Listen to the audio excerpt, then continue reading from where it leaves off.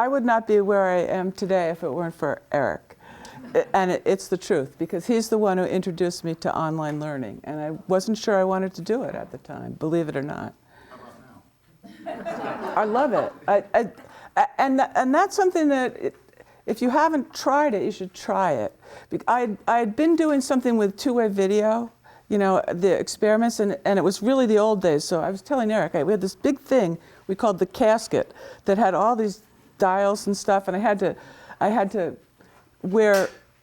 had a microphone, I had something that would make the camera follow me where I was. It was just like horrible. And my students were like about that big. And we were trying it between us and HVCC because it was also hardwired at the time. And I would make half my students go there and half my students stay here. And at the end, we had them practicing with this video system. And because of this follow thing, the camera got stuck down at the other end where I wasn't. And so all my students who did their presentations had to do it kneeling.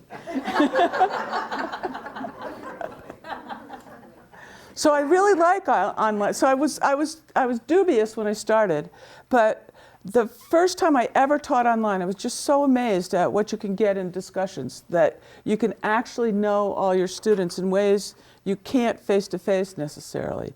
And everybody has a voice, which is also, so I not only kept doing it, I kept researching it. And that's what I'm going to talk about. So what I really want to talk about first, I just want to give some observations about efficacy. I'm going to talk a little bit about the community of inquiry framework, and then particularly about social presence and teaching presence.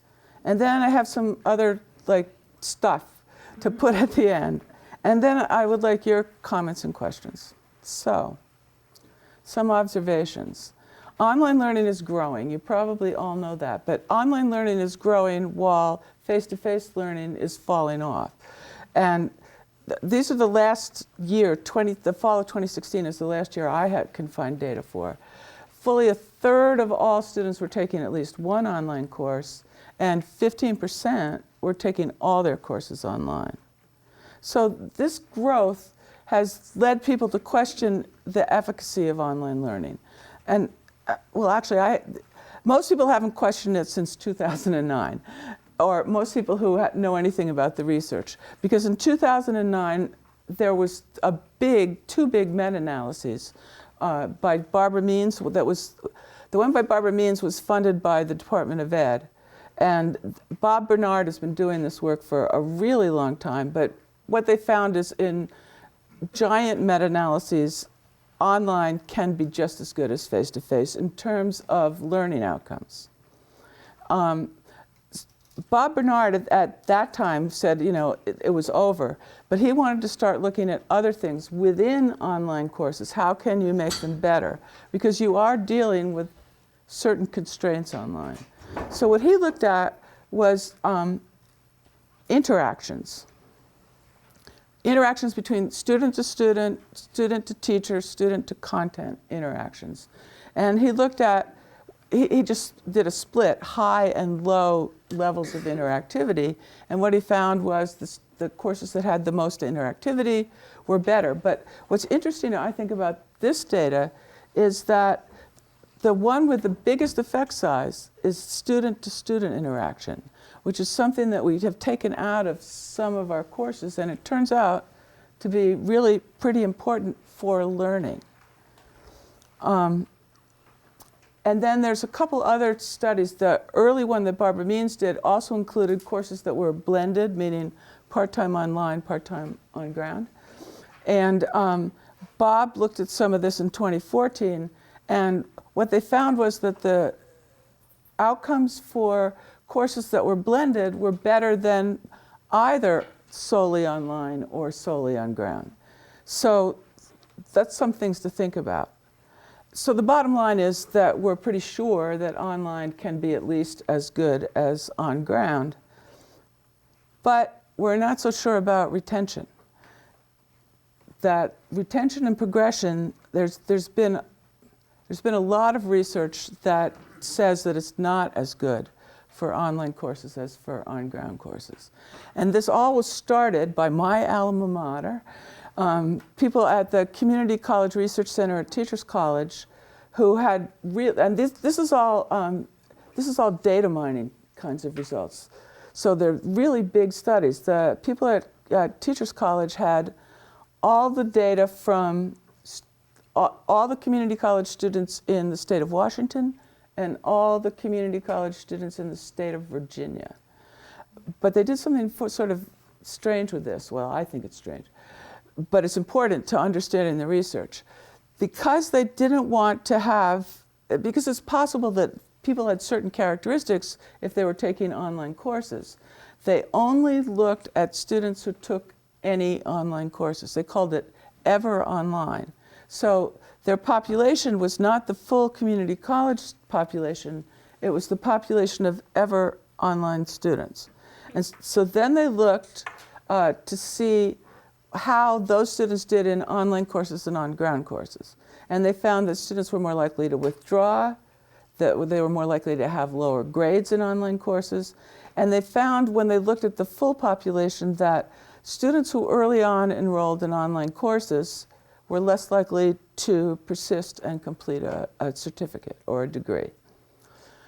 Now this is, the data they have is the 2005 cohort, right? So this is like the old days kind of online learning. So you have to keep that in mind.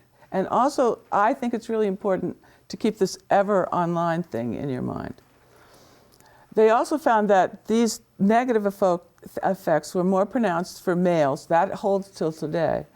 African Americans also, younger students, students taking developmental courses, students with lower GPAs, and those majoring in social sciences or applied professions. I tend to think that that last one is an anomaly. I don't think that's right, but those are what they found. Now people took this research and tried to replicate it, and there's two really important studies, one or two or three in California, the whole California community college system, and the whole SUNY community college system. Not CUNY, just SUNY. And they found that online students, they used that ever online, the same thing. They either were taking all their courses online or one course online would be put in the same bucket. Lower course grades, more course withdrawals, lower retention rates, and amplification of the achievement gaps between majority and minority students. But in both California and New York, those same students who took any online courses were more likely to graduate or transfer to a four-year institution. So this kind of like blow your mind finding has been something that people have been looking at for a while. And this is where myself and colleagues stepped in. We're part of the predictive analytics reporting project, which was involved colleges all over the United States and actually Hawaii too. We looked at 5 community colleges, 5 four-year colleges, and then 4 colleges that were primarily online, because we thought maybe colleges that were online would know how to deal with online students better than colleges where students were in a minority. And this was over 650,000 records. So it's a big study.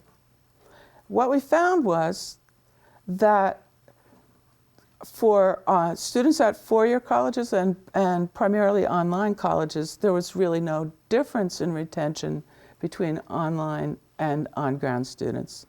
And I should say one more thing. We instead of ever online, we split ever online into what we called mixed, taking some courses on ground and some courses online, and fully online, fully on ground. Okay, so the only students who weren't doing as well when we took care of confounding variables were community college students taking all of their courses online. And here, I'll show you the data. These are odds ratios. They're just like betting. Think of them that way. And a 1.5, 1.6, that's a kind of a low moderate result. So what you're seeing is there's no difference between on-ground and mixed courses in terms of retention. And the people who were mixing their courses and the people who were taking only on-ground did a little bit better than the students who were taking only online. A 1.1 or a 1.2 even is basically nothing. That's not a result. So in this, we also found similar patterns of retention and progression across all institutions, no matter the gender, no matter the Pell status, which is something else we were looking at. But we did find that older students taking only online courses were more likely to be retained and persist than younger students taking online courses, which is an interesting result. But taking it all together, it lets us conclude that taking online courses is not necessarily bad for students because those odds aren't that big. And is that a question or is that a... Is Pell status a proxy for SES or for race or for mix or? SES. It's really hard to get SES because it's not something you're really allowed to ask. But Pell status becomes a stand-in in these big studies for that. Good question. So it allows us to conclude that it might be that these kinds of courses might be helpful to certain kinds of students, give people access to higher education that didn't have it otherwise. So we did another study a couple years later where we just looked at four-year colleges. And what we found, that the interesting piece of this work, we pretty much replicated our previous findings, but we specifically looked at the difference between full-time and part-time students. I'll give you that so you can look at it for a while. The dark color is the part-time and the light color is the full-time. And this is across the institutions. We found in doing this work that all findings are local, that institutions are really different. And so we started out thinking we could find something across these 16 institutions that we had. And what we found was that students who do well, basically. And that's the one thing that we could find across them. But when you look at individual institutions, you find things that are pretty interesting. And there are things like this. If you look at this, the full-time students who are on ground are doing better than the other two groups, basically. But part-time students who are online are doing better than part-time students who are on ground. It reverses. So, and you take that together with what we found with older and younger students, what it sort of tells us is that that there's really a difference in terms of retention rates that has to do with student characteristics. And some of these characteristics are not only they're better, the students will do better, but it may indicate that they have a way better chance of succeeding if they're online. That's what we know about all of this, and what it leads us to think is that we should really start paying attention to making online better for these kinds of students that need to take online courses. And that brings us to the community of inquiry framework. This is a framework that was developed by 3 faculty at the University of Alberta in like the late 90s, very early 2000s, who were working in online courses and were looking at particularly online discussion and trying to figure out, it was a research question to begin with, but it's become probably the most widely used model of online learning worldwide. And it's particularly used to guide design and implementation of online courses because it's a process model of learning in online environments. So it's not a design model, it's a process model. It's grounded in social constructivism, and it assumes that, at least in higher education, that you have to develop a community of inquiry for learning to take place. That learning is constructed among students and faculty working together to create meaning and truth. It's based on Dewey. This is kind of a shortened version of Dewey's cycle of inquiry. They call it the practical inquiry. It starts with a triggering event. Something makes you think that you want to investigate something. Then an exploration, and these Anderson, Garrison, and Archer think that online these two things sort of take place offline. That you engage the idea and you start exploring it, and then integration happens when you're discussing it with other people online and you're integrating their ideas into your own. And it ends up with resolution where you collectively come up with a single idea. I'm not so sure about this resolution part. I'm not crazy about it. It works for science, but it doesn't necessarily work for the humanities where you have multiple possible solutions. But think of resolution as being multiple resolutions, and then it works pretty well. Anyway, that whole process is what is called cognitive presence in this model. The process of going through that cycle of inquiry, and obviously you don't go through it directly, you go in and out of it all the time.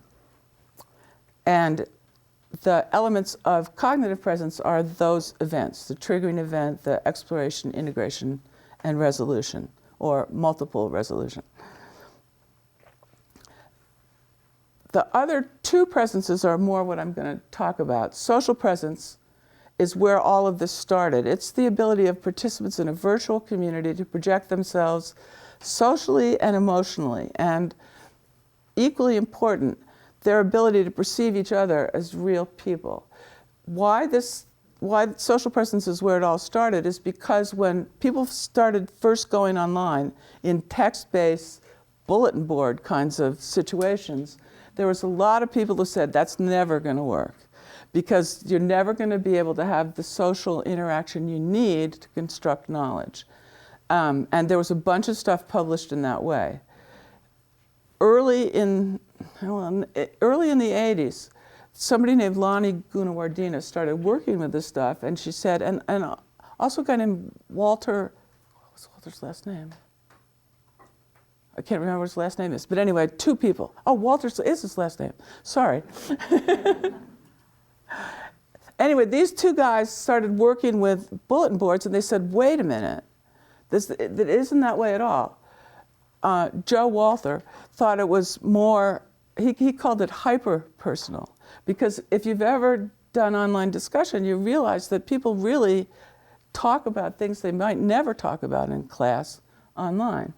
So they came up with they took the notion of social presence, which researchers up till then had been saying that text-based computer-mediated communication was bad because the social presence was so low. And instead said social presence is the perceptions of people, not the qualities of the technology. And what they saw as the elements of social presence were affective expression, which is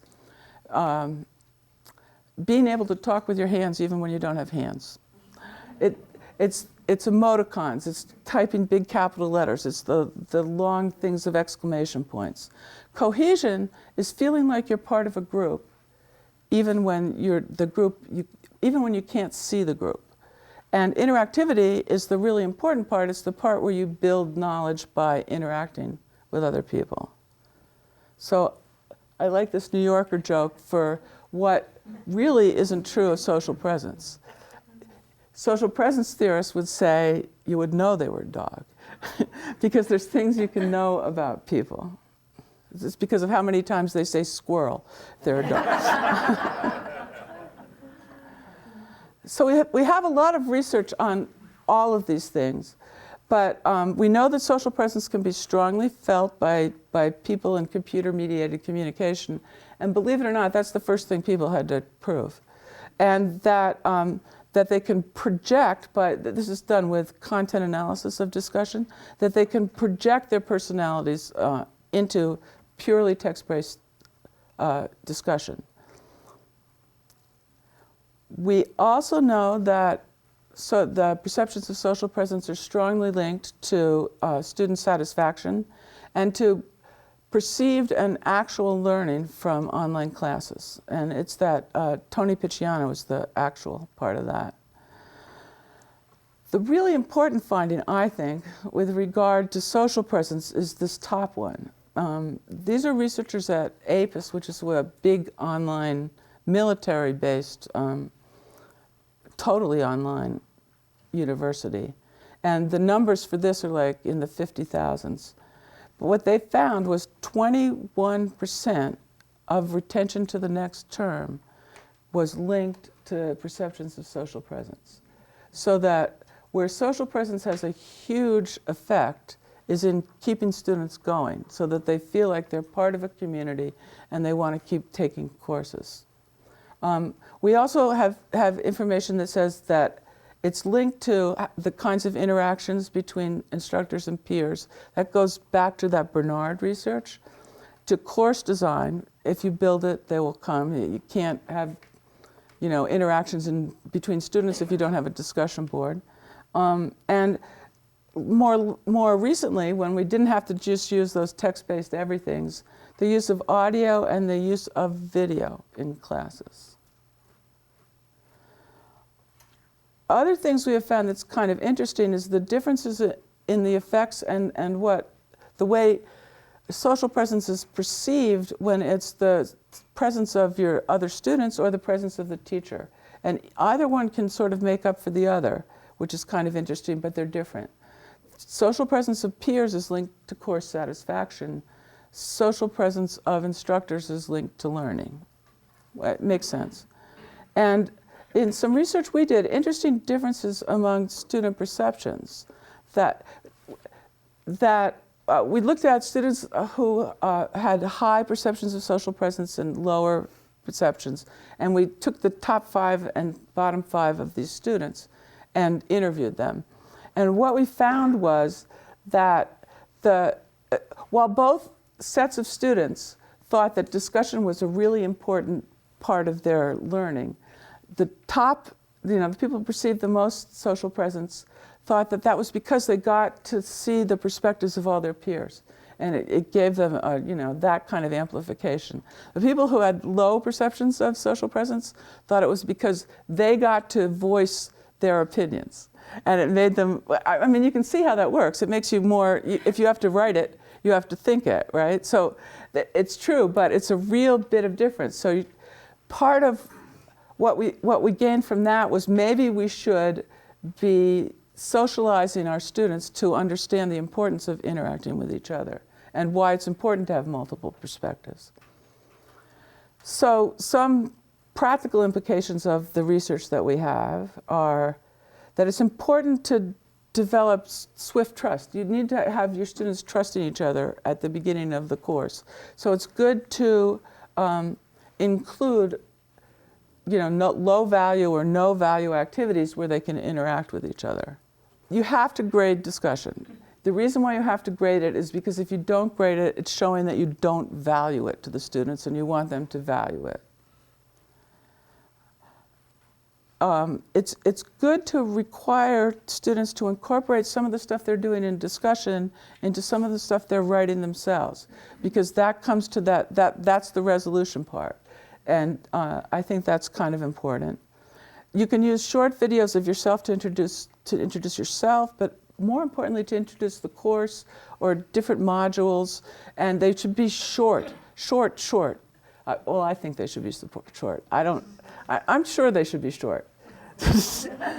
Because there's nothing more boring than talking heads, and unless they're very interesting people, but most of us aren't that interesting, and our courses are more interesting.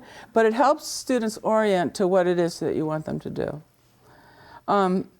I journal with my students, and I think I know it's just for me because I miss knowing them in course. So I journal with them and I make them do it. I give them 1 point a module, but that's 8 points across the semester, and so it's going to make a difference if they do it or don't do it. But I have some students who love it and they write tons of stuff, and I have other students who just check in every week. But it makes a real difference to me, and it seems to make a real difference to them. That's the instructor social presence part of things. So they know what it is that I know what they're doing, they know what I'm doing. And believe me, I know my students better teaching online than I ever did teaching on ground, because I journal with all of them. I would walk right by them on the street because I don't know what they look like necessarily. But I do know what their lives are like, and it makes it really, it makes it easier to be flexible with things that are going wrong for them in their lives, which is kind of an important thing to do online. And then finally, use audio and video if you can. Okay, teaching presence. Teaching presence is the design, facilitation, and direction of cognitive and social processes. These are Randy Garrison's definitions, for the purpose of realizing educationally worthwhile learning outcomes. Basically, it's the design and organization of a course, the facilitation, I would say, of learning, not just of discussion, but of learning, because your feedback on assignments in an online course is one of your only points. If you're not journaling, it is your only point of contact with students. So you need to be interacting like that. And in my opinion, you probably should be having a lot more assignments than you would normally have in a face-to-face course, because you need to have that interaction with students. And then finally, direct instruction. That comes not only through your lecture part of your course, but also through that feedback that you're giving students. We have found really strong correlations between learners' perceived and actual interactions with instructors and their perceived learning. Really strong correlation with all three elements of teaching presence and satisfaction and perceived learning. And it's important here to say that it's teaching presence, not teacher presence. So there's teaching that goes on between students. There's teaching that goes on between the student and the materials. So all of these things are contributing to teaching presence. There was, Peter Shea did a really interesting study with SUNY students that showed that while the correlations weren't as high between the perceived teaching presence of students and the perceived teaching presence of instructors, it was about half. It was still significant and important in students' learning. And that also goes back to that Bernard finding. Teaching presence has also been linked to the development of a community of inquiry. There's this research by Alfred Rove, who talks about how important it is to build a community in online classes. And that's linked to teaching presence coming from both students and instructors and materials. And almost every study that we have, we created a community of inquiry survey back in 2009, I think. But it's been used to look at the differences between the different presences. And what we've been finding from that is how important teaching presence is to all of the outcomes and the development of the other two presences. So part of this importance comes from a study we did of SUNY students. And you have the, it's probably during your term, when there's an additional comments thing at the end of the evaluation. We took all those comments and did a content analysis of them, and what we really found was it all goes back to the teacher, which is something that I like a lot because I'm a teacher. But there's also a structural equation modeling version of this, and a couple of people have done this. And what it shows is that teaching presence begats both cognitive presence and social presence then becomes a mediator to the development of cognitive presence. So, what can you do to build teaching presence? Provide frequent opportunities for both public and private interactions with and among students. Provide students with timely and supportive feedback. Apply collaborative learning principles to support small groups. I know everybody hates small groups.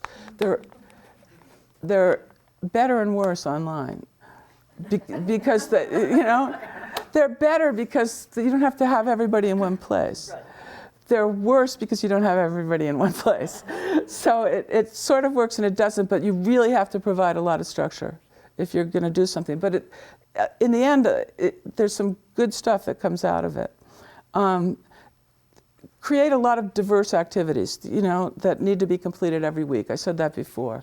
But don't just have it always be, discussion or something. Different things that students can do where they can show what they know in a variety of media, if that makes sense. Design courses for learner choice, flexibility, and learner control. And I think this is really important. We found this with a study of the SUNY Learning Network, and very few things really influenced satisfaction, but one of them, in design, one of them was clarity and consistency.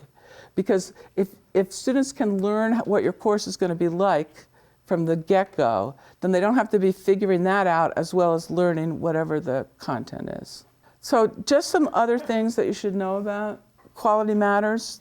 Eric says you are doing some quality matters work here. It really is a very good thing to start your design with.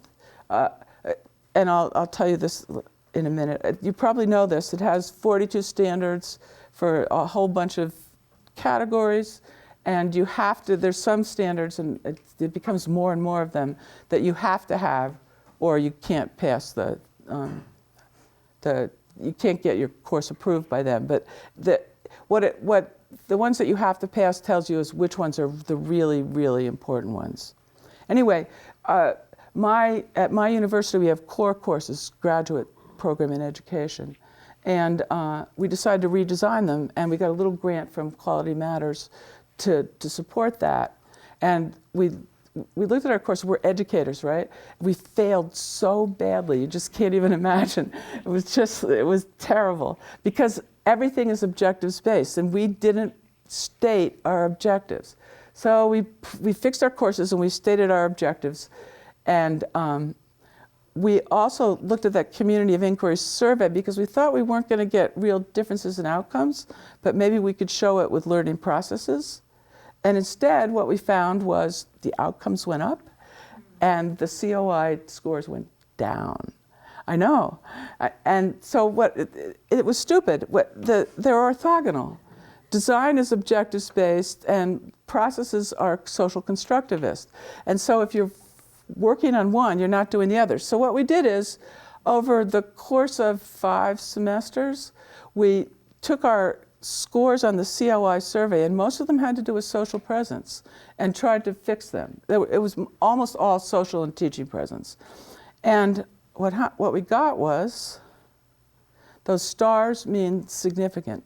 Significantly different outcomes across those 4 semesters, which is like, that never happens, you never, I never expect anything's gonna go right in my research, because it usually doesn't the first time, just like with this one. But over the course of 4 semesters, we got significant differences in outcomes. This is one course. Because to try and standardize it, we took the big assignments in the course in the final grade and made them percentages of 100, so they could be comparable. So this is educational research, and these are curriculum and assessment and teacher leadership. And teacher leadership only has 1 star, but that's because the scores were so high to begin with that there wasn't much place to go. But the point is that quality matters can make a difference, but it gets even better if you think about social and teaching presence in implementing it. Design isn't everything, but it's certainly the good foundation. Another thing that maybe you want to think about is open educational research resources. I put a bunch of links here to where you can find them. They're, you know, it's like with the Red Cross and life-saving, extend, row, go, extend, throw, row, go, whatever it is, right? Go is at the end. And if somebody's already made it, you can borrow it and you can work with it. So it's really a good idea to do these. I think I gave Eric the slides, so you don't necessarily have to either write these down or copy them somehow. Another thing you might want to think about is competency-based learning. This is these are sort of automated programs where you replace the time with learning. And so people can take their own time to learn. It probably isn't important here, but in places where you have a lot of remedial courses, it really makes a gigantic difference. Because, especially in courses like the introductory math courses, the teacher goes ahead and it's cumulative, so if you don't get it then, you're like lost for the rest of the semester. Anyway, there's some good stuff done with that. And we know that some of the findings are mixed, but we're starting to get really good research on competency-based stuff, and it's making a difference for those kinds of things.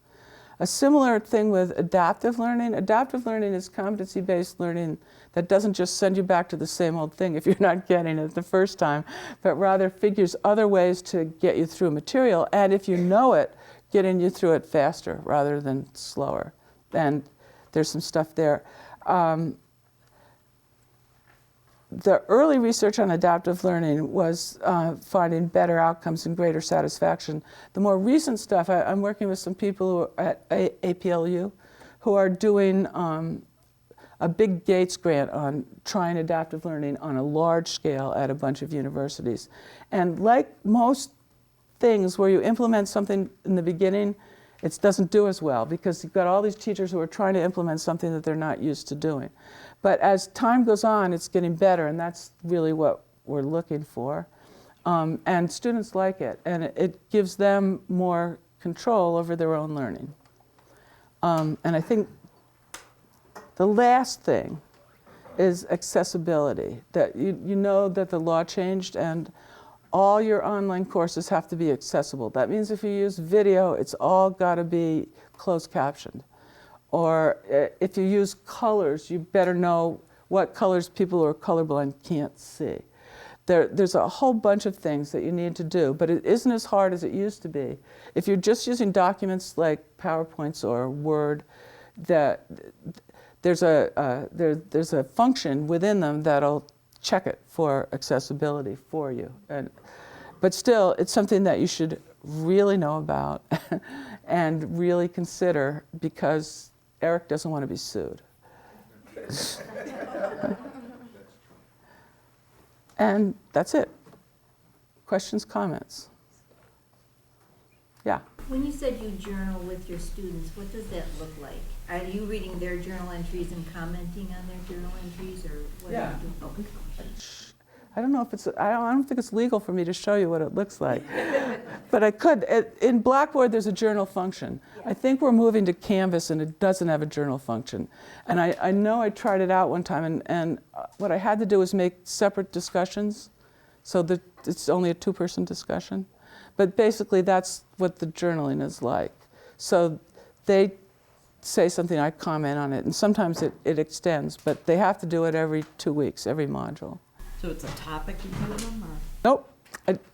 It's consistent with all my units are topic-based. So they might talk about that, and a lot of them do, and it's really nice the way they talk about them. I liked this, I didn't like that. What do you think about this? But sometimes it's my cat died.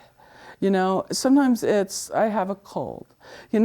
Sometimes it's this, or my child just got into the college. It's like, it's all kinds of different things, and I don't care. Some people care, and some people make it about something, but I make other things about something. What I really want to do is connect up with the students and know them, because if I'm not doing that, I miss a lot of that stuff.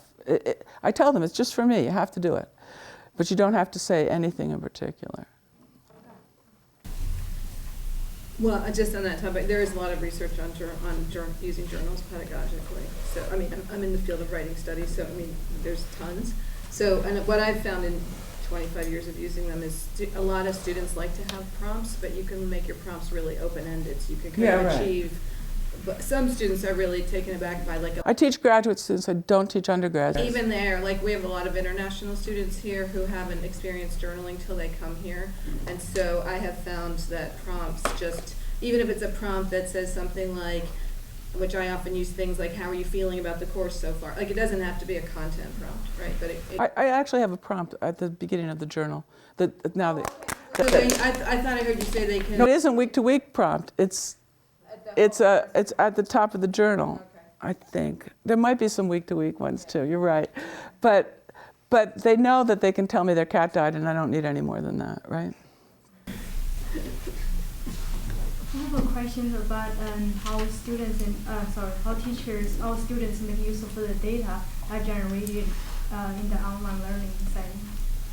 How what? How the data, like how students or teachers make use of the data that generated on the online setting, like how many times the student go to the video and watch the video, like, you know, that's kind of the data in online setting.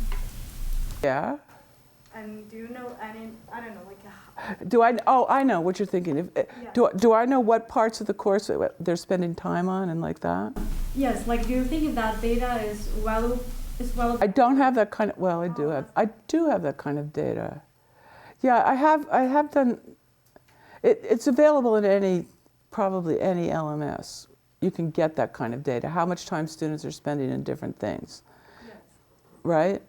And the only thing that I know about it is I did a study because I wanted to see how discussion prompts influenced what students do. So I had access to 8 sections of undergraduate technology course with just an online discussion board. And what we found was that, yes, they do influence what students do. And what you need to do if you really want to get something out of discussion is make sure you're grading or say you're grading on something particular. Nobody wants to have to grade discussion. It's way too much. You have to read it. But you don't want to have to like grade it on a complicated rubric. But you don't have to. All you have to do is use the rubric as a way to bring people back who aren't doing what you want them to do. So we had one that didn't even tell them how much they had to do. We had one that just told them how much they had to participate. But then we had one that told them that we wanted them to link what the stuff in the book with their experience. And we had one that said they needed to they needed to build on other people's posts or comment on them. And so with the one where they had to build on other people's posts, they spent a lot more time looking at other people's stuff, right? And in the one where they had to link their experience to the book, they wrote much longer posts. So I've looked at it a little bit, but I haven't. We're about to start looking at that, and I have to do a talk tomorrow for a Quality Matters Research Symposium, and I'm talking about analytics. And one of the things that worries me about analytics is those measures aren't learning. There's something else. They're a behavior. And if we go too far down that road, we're going to be confusing behaviors with actual learning. And I worry a real lot about it. My campus is about to go to one of those things. And it also has to do with, you know, how many times you sign into the library or eat pizza at this place. And, you know, all these kind of things that people are doing to try to, you don't have enrollment issues the way we do probably, or retention issues. But when you start looking at those things, I'm afraid it confuses the essence of what it is you want to find with something that's easy to measure. And that's why I haven't spent a lot. But but now that you reminded me of it, it was really interesting because it really did show that you could change what people will do by telling them what you want them to do. I mean, it's a sort of a stupid thing, but I always forget it. Just coming back to the question of international students, I mean, I know a lot of the early research that I'm not in this field, but I was working at the Open University 20 years ago when they were doing a lot of work, that people who were using an additional language online, like English as an additional language, because there's more time to respond, that they tend to produce, and I see it in my own teaching, some of it online, that international students who are using English as an additional language tend to produce more robust and more carefully written, et cetera, kinds of text. Of all of the huge amount of research that you were presenting earlier, have any of those studies focused specifically on the experiences of international students or of immigrant students? Not my research, but I had a grad student when I was at Albany who looked at social presence and international students and found that there's pretty serious difference, particularly with Asian students who have a different notion of the relationship between a teacher and a student. And so their notion of social presence is tied up strongly in the teacher, whereas American students is tied up strongly in the other students. I mean, following up on her question, I think one thing that analytics can show and probably has shown is that, you know, by having access to online, students, for example, can watch a video multiple times to understand it better. Oh, right. That international students typically spend 2 to 3 times more time reading the same readings that native English speakers will spend. I'm talking about print. So I would probably. No. And it doesn't go by them the same way it would in class, right? So I mean, I think there could be some value in some of those metrics in terms of different populations that are using them. You need a pretty big international population, though, in a single course to actually see that. Yeah, which we have. I remember this dissertation, we had to get an awful lot of courses before we could get a critical mass of international students. And international students doesn't always mean the same thing. There's a lot of different cultures. Yeah. Lonnie Gunawardena lately is doing some amazing work with international students and the culture that develops in online classes and how it needs to be different. You saw some of those findings regarding African American students. That I think, I don't know, we haven't really got it yet, but that's another place. They're not international, but they approach things from a different cultural perspective. And I think it's not just that they do poorly in online courses, it's that they don't like them. And maybe we could find a way to be more welcoming. And that's a very blanket statement, but go ahead. Sorry, I have a question about the cognitive presence, because as you just introduced, the practical inquiry model can illustrate the events from triggering event to Resolution. to represent the events that happen in cognitive presence, right? I'm wondering, do you see them, like all the 4 events also represent students' cognitive? There's a lot of research that's been done, and most of this has to do with discussion, because it started out people were just looking at like bulletin boards and online discussions in classes. So it started out with a content analysis of discussion, but it's continued. And for a long time, nobody could find resolution, and even interaction was hard to find in content analyses. That's probably what you're asking, and it is hard to find. But the first thing you need to point out is there can only be one resolution.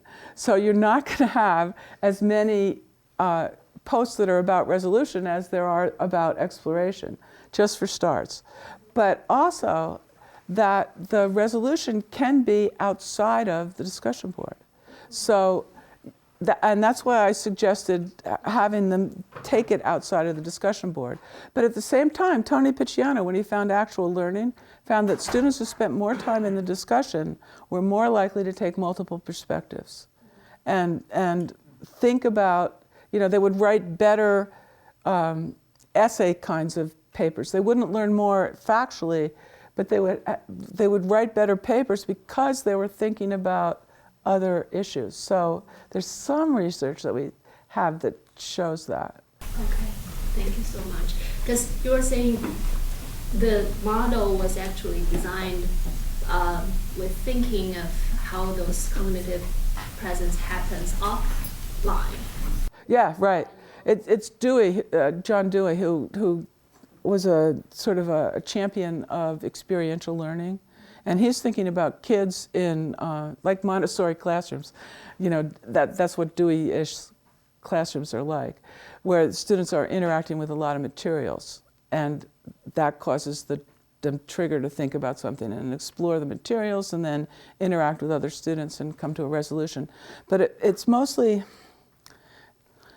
it's really geared towards science and actually inquiry in math too. There's some really interesting inquiry in math, but it's more geared towards science than it is towards history or English or philosophy. Out of time. Yeah, one last question. I'm wondering which one is more influence on the students' personalities or